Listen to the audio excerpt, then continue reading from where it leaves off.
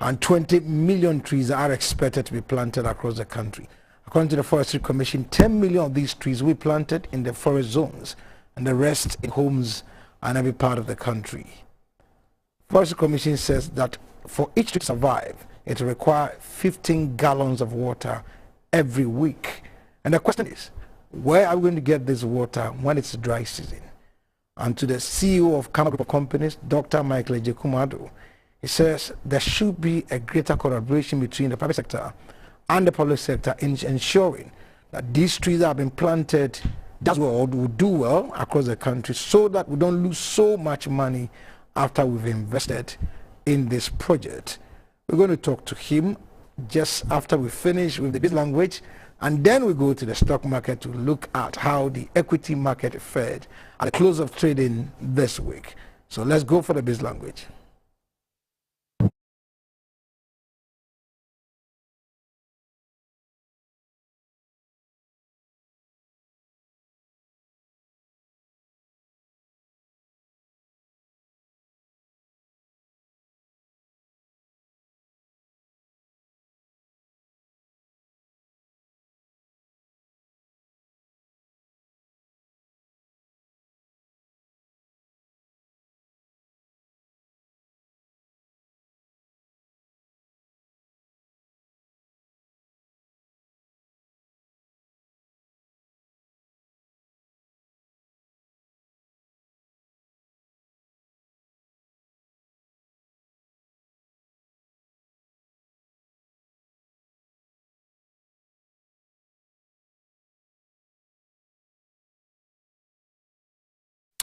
Now let's go to the Ghana Stock Exchange and find out more about how the various equities performed during the course of the week.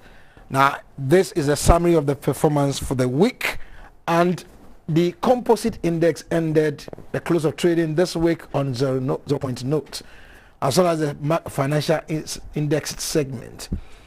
And the year-to-date returned, today change stood at negative 8.52% as against 1.63% in the financial stock segment. But let's go now to the volumes of shares that were traded for today. 32,728 shares were traded today, and it was valued at 48,102,088 pesos. And the composite index that began the week at 2,550.98 points and closed the week at 2,551.74 points. A drop there, and the market cap began the week at 62,236,680,000,000 Ghana cedis, but it ended the week at 62,244,000,000 Ghana cedis. So there hasn't been any change significantly due to the fact that there wasn't any price change today. So now let's go and look at the equity that traded on shares.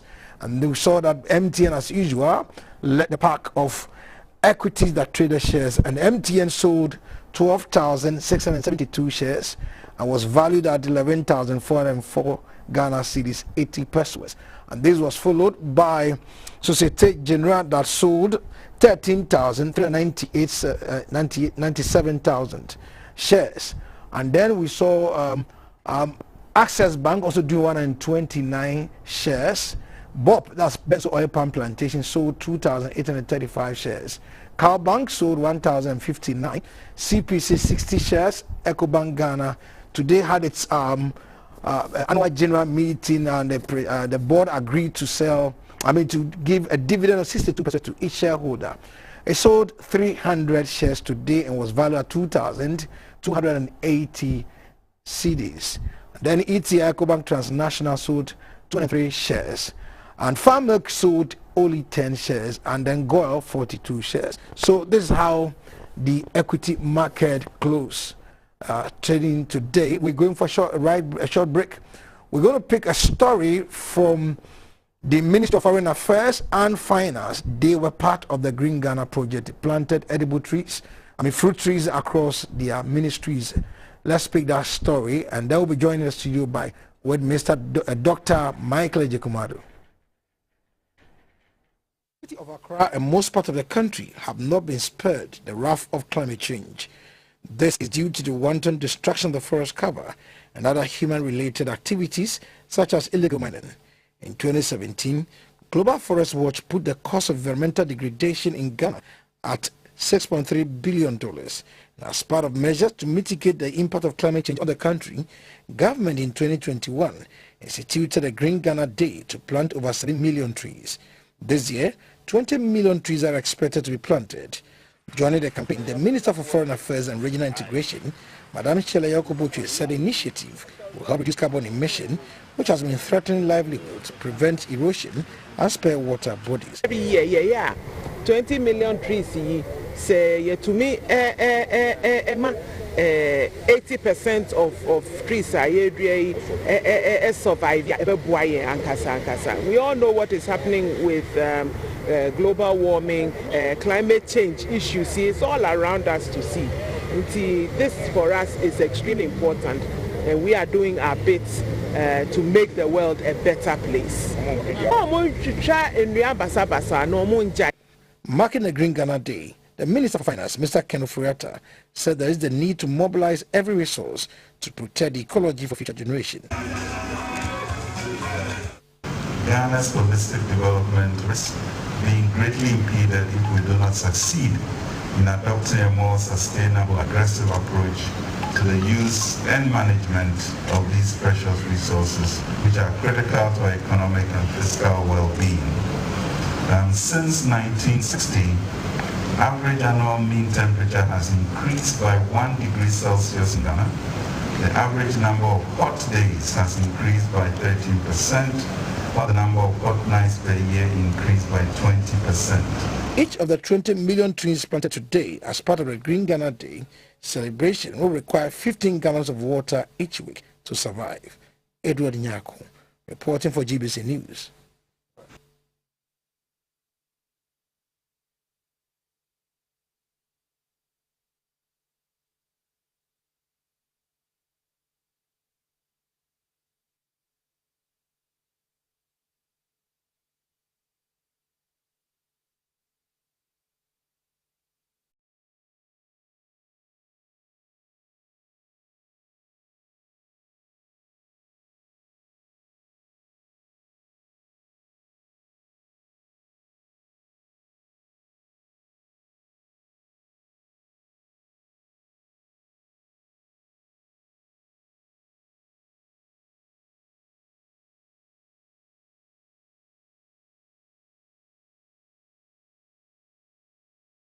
Welcome back, Nana Dr. Michael Ejekumuhinin, Kabuhi of New Javan Traditional Area. That's right. Welcome to the studio. Thank you. Great to have you once again, sir. It's a pleasure. Nana, we've seen that in last year we planted 7 million trees, and according to the Forest Commission, 85% survived. Right. This year we're doing 20 million. In your view, why are we doing this as a country? Wow. I think we've got to tap whoever brought the initiative. Of course, it's the government headed by Nana Addo Dankwa Akufo-Addo. It's something that we want to fight the global warming. And it's very, very true that we did it. And in a tropical country like Ghana, in fact, it's not right if you don't have trees. And the fact that we are cutting down the trees and using the galamsey also to destroy the forest, we are in trouble. Because if you remember, 24 February 1998, Clinton was in Ghana. Yes. And when Rawlings spoke, and Clinton replied, one of the pillars that he bequeathed to Ghana was the environment. Wow. That's refreshing. Yes. 4 pillars that he left for us, that in 100 years, his great-grandchildren and that of Ghanaians would realize that his visit was worth it. And if you read 24 February 1998 graphic, you see it clear. Wow. That the first pillar was democracy, to thrive. Wow. We're coming to democracy. Rawlings was ending, and Ejekun Kufuor, His Excellency, came in 2000. Second was democracy without violence. So they've been watching us. And thirdly, democracy without violence, but with prosperity. Wow. And finally, the environment. So I'm not surprised that the government, having gone through this agenda within the centenary, within 100 years, we are embarking on 7 million last year, 20 million. Next year, I expect 50 million. Wow, I like the target. Great. Yes. So, Nana, you are a businessman. Yes. We're doing 20 million trees. This year, I've seen edible fruits. Wow. I've seen non-edible fruits also being planted. In your view, if you're doing the balance, which kind of trees we should have to push as a country to make more money? Right. It's a beautiful question.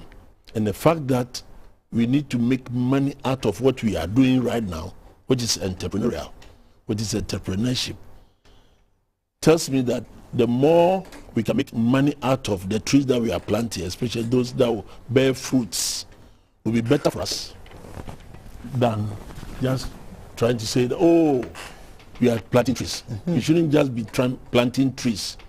Enye keke.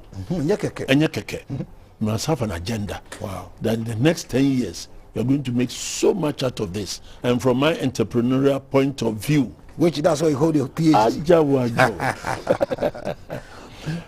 It gives me the happiness that these boys are going to, and girls, of course, are going to get business out of it. How? 20 million trees. So we are talking about 85% last year.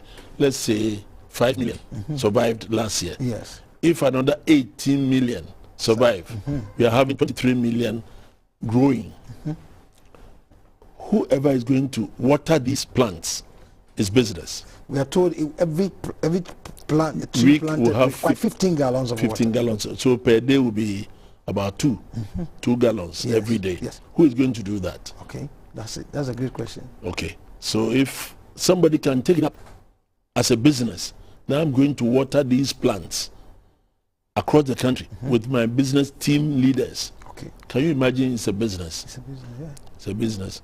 Those buying the water cans, either locally made or imported, but I'll go for locally made ones. The water cans. Yes. Is business. Wow.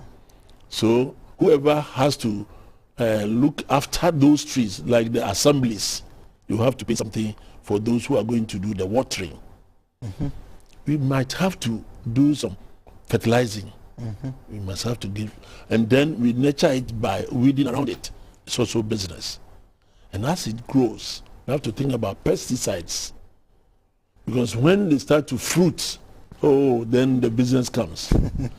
Because students, children will be eating it, so it will take away our hunger. That's another thing. It's another area. And then schools, if they've planted more, should be thinking of small-scale manufacturing units. Wow. To do fruit juice. Then the economic, is it economic or how do they call it? The students that do preparation of food in the schools. There is a course for it. Home economics. Home economics. Yes. It's an area for them. I remember our school, Ghana Secondary School. Ghana Koforodua. Yes. We had palm plantation. And we're using the palm nuts for our palm soup. And it lasted for more than 15 years. It helped the school. I also know of Manfe, Methodist Senior Girls. They have orange. Oh, wow. Orchard. And so schools, some schools have those plantations. And it's important St. Joseph's too also has where? St. Joseph's Akwatia. Okay. You also have oil palm plantation. Oil palm. Yeah. I think it became a scenario for most of the schools. Yeah. And it was helping. And it's about time that schools catch on to this green plant phenomenon or initiative. And I believe it's so good that if you could do that, and I'm telling you, the economic aspect of it is the fact that we can sell, if it's coconut, for example. Okay. Can you imagine? Imagine how Ghanaians are now patronizing coconut. Oh, it's amazing. I can't live a week without a day without coconut. Wow. Yeah. So you alone, and we are talking about 10 to 20 million. And every day I take 2 or 3. Wow. So if it starts to grow, let them even steal. They are still feeding Ghanaians. Yes. And then they are making money out of it. And if it's for a particular institution, that institution can also make money. So I believe that is really, really entrepreneurial. And I praise the president for bringing this initiative, and I hope that subsequent governments should follow it, so that by the time we are in about 10 years, when it starts to fruit, then Ghana will be a green fruit revolution country. Wonderful. I like that. Green revolution country. You were talking to me earlier about your experience of putting 200 coconut trees under cultivation.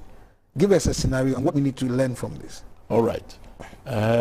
Maybe to be like a warning for the government, that we could do all these initiatives, put in all the efforts and the energies, and it may come to naught, especially during dry seasons. I planted 200 coconuts in my village, Sushai. Near Koforidua. And it's about a year now. You can count only 13. 200? 200. You are left with 13 coconut trees. Why? One, when the dry season came, I couldn't get anybody to water it. So they dried up. Two, they were pilfering. So after we have planted, in 2 weeks when I had left the village, some people also went and uprooted and went to sell. Three, goats were also chewing the coconut leaves. So in no time, we had no coconut. Even though we got the citizens involved, some of the goats were chewing the leaves in the night when everybody is asleep. So the control is so crucial and it's important. So I pray that the government will have a control system, monitoring and evaluation, and whoever will be in charge should note that even night we have people or goats or certain elements that will destroy the initiative. So control system is key. That brings to mind, I did an observation from Tetekwashi to Medina. Yes. Around 2013, the late President Rawlings joined hands with Cowbank. Okay. They planted trees in the median. But anytime I drive past this area, I can count about 15. Few. Because last December, I saw that somebody set the whole place on fire. It's another area. Yes, got bent. How do you protect that? And I would say that within Red Cross, which I've been the president before, we have people that are in charge of bushfires. Okay. So we can involve the Red Cross. Fire service can also train the areas. Municipal assembly should also get involved. This comes to the fact that we need control. And fire is part of it. In my case, it wasn't fire anyway. But I believe that if you have acres of these trees that have been planted, there could be fire. And you remember that we can also have saboteurs. And how do we prevent saboteurs? That's another issue. And I'm saying that saboteurs come out of envy and jealousy. Why should this man bring this initiative? Let us destroy it. That one requires education. It's not for Akufo-Addo. So if you destroy it, because they want the name to go down, you just destroy it. And this is part of the warning that this government should take care, because within 5 years, we must pinpoint your achievements. And the Green Ghana is an achievement. But if there's bushfire, if there's pilferage, if there's wanton destruction of what he has done, then where are we? And where would his name be? To be very, very unfortunate. So let us find a way of educating the masses. But you didn't know the Ghanaian who is envious. You wouldn't know. You wouldn't know. But your education, if that person is part of the group listening to whoever is educating, that it is for the society, it's for the climate change, it's for us, it's for entrepreneurship, to bring business to the doorsteps of the youth. Some of them may change. We could also use the pastors, because we are becoming a Christian country. Muslims could as well do that. In the Muslim, let us talk about it. That's what I'm saying. The traditional leaders as well? Exactly, the traditional leaders. When we meet our people, we have to talk about it. Show interest in whatever you are doing. So leadership should be contacted in all aspects of our life, social life, and encourage this Green Ghana project. And one good thing about this project at Parliament, the leadership of Parliament, there's non-partisan approach to it. They are all doing it massively. Yes. And I think it's a good thing. Very, very good thing. Now we've seen rains. This year the rains have battered us. Yeah. It's a good thing though, but it's exposed our inability to plan our cities. Some say the trees are going to help in a way, like you alluded to, the climate change. How do we make sure that this mind of preserving this tree, that so that we don't lose our business to the floods? Well, one of the things that we could also do would be irrigation, where we know we get most of this water locked or blocked. You can divert the water to an area where these trees have been planted, and that will help water the plants naturally. Okay. And well, I know the government is now embarking on a project where buildings built in the waterways should be demolished. It's a good venture, it's a good project, it's a good initiative, so that we'll have the water free flow towards the sea. You know, most of these waters are going towards the sea. So if you block it, you are depleting the sea itself from getting the water from the land. And by so doing, also changing the natural phenomenon, which is also not right. And if we don't take care, God in his own wisdom will destroy what is on the land. Wow. And tsunami can also come. You know tsunami? Yes. The water from the sea will come onto the land and drive everything, pull everything back into the sea, to tell you that what you are doing, I don't like it. These things have to be taken care of. So when you are planning, you plan towards these waters that will be locked and be killing ourselves because there's so much flood. No. We should think of making gutters from those areas to other areas. And even digging the gutters is also business. It's work for the youth.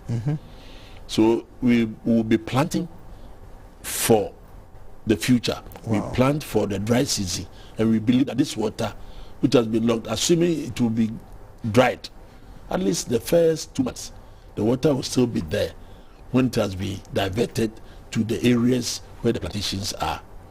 So I think we're on the right course. And whatever it is, future is bright. Future is bright. We've seen all the ministers also getting involved in planning in terms of budget allocations and all those things. Yes. What do you think should be done so that we don't lose track? Well, it's monitoring. We have to monitor. And we also have to encourage individual institutions and the ministries to take it as their own project. It shouldn't be government. So the Minister of Finances is not my job. No. Minister of Environment is not my job. Minister of Foreign Affairs. No. Take it as a project, and at a point in time, government should also be giving awards. That's good. Awards to which of the ministries, which of the institutions did well, looked after theirs so well. What about that schools? In a year or two, yes, institutions belong to schools. So if we can give awards everywhere, we know that we are expecting a height of 2 feet. And this and that and that and that had their 2 feet.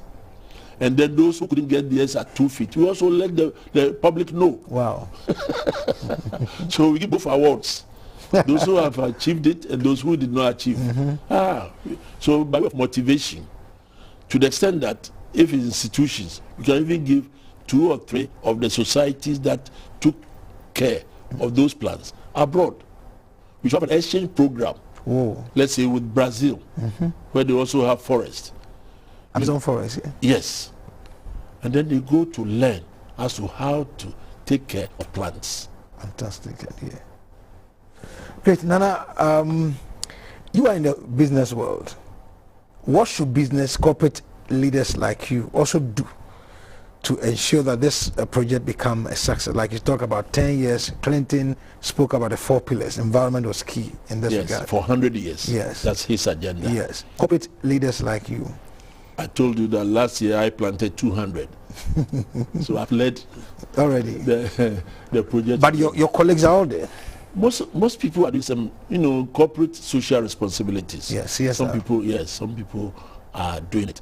But for now, from this initiative, we should all be encouraged. Okay. And most of them is also financial. It's a financial base. So most of these banks, insurance companies, and other corporate bodies should come on board and give some money as an incentive to people that will be planting. I remember my coconut was about 10 cedis per tree. Oh. Yes. By 200. By 200. So you need a corporate body that can do that. And you engage your people in your area, in your village, to do the planting. And then this time around, we are doing fencing. Okay, okay. The 13 that were left, we have fenced it against the goats. And then I've also given a job to the schools in my area that next month we're going to plant more coconuts. Fantastic. And this time around, it will be the student that should look after it. Why do you more coconuts? Coconut has come to stay. And I believe in coconut for its medicinal value. Plus the fact that we are throwing away the shells. There's so much business in it, especially the inner shell. When you burn it into charcoal, we use it in the pharmaceuticals. Whoa. As charcoal tablets. They also use it in mining. You see, and then the pulp itself can also be used, plus the water, plus whatever. There's so much to be gained from coconuts that let us embark on it. Coconut can be another cash cow in place of cocoa. And palm trees. Yeah. Malaysians came here and got it to Malaysia, and now they are using it. We can also add palm. We should not only be planting these fruits. We should also be planting palm trees to also help. And most of the time, the palm trees and the coconuts, within 2 years, you can harvest. And that's the beauty of it. And let us also contact CSIR, Center for Industrial Research. They've done a lot of research on these plants, whereby we can get them to fruit within 2 years, within 1 year, and you are harvesting. Very, very important. Thank you very much, Nana, for your time in the studio. Okay. It's always a pleasure having you. I think we're going to host you again. Okay. We're talking about having a program in these days of inflationary pressures where we're going to look at how to live within these difficult times, within your means. Oh, really? Yes. Just reduce your expenditure part. Okay, so we'll start that project very soon. Great. So this is how we wrap up Market Avenue this week.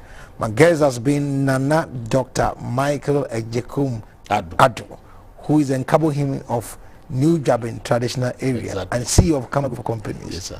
Thank you very much. Mikado Holdings. Mikado Holdings. Yes. Exactly. Thank you.